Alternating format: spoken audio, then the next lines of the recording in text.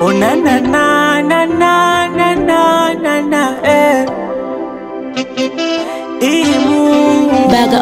Bag up on the hit. Alikuja geto toka mchana, akatoa kitu alinyama, tukala kwa kulishana mina yeye.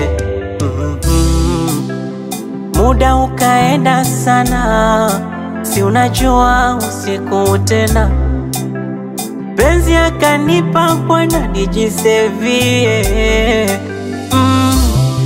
Baada ya kazi nzito akazungumza kitabasamu, kuna chiti ndo mzozo, atafute nini na mkata. Akageuka akashika simu yake, akatoa passcode nikanakili namba zake, akatuma message kwa shoga yake, vipi BFF umelala? Message ikachelewa kujibiwa, usingizi ukampitia. Message ilipoingia, simu yake nikaichukua. Nilichokiona roho inauma, roho inauma, roho inauma.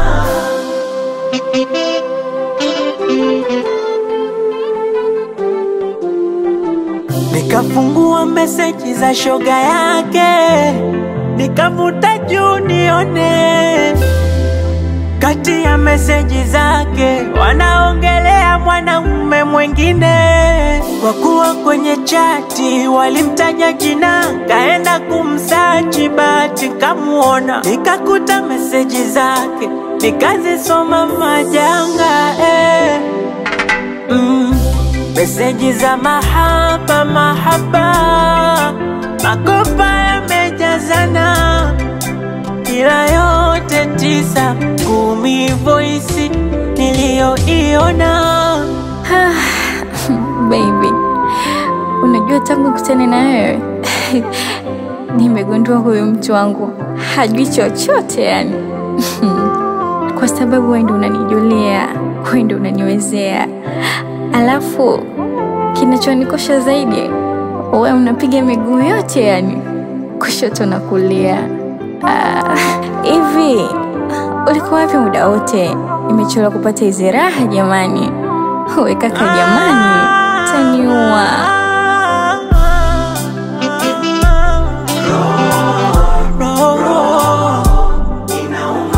Sijui nimfanye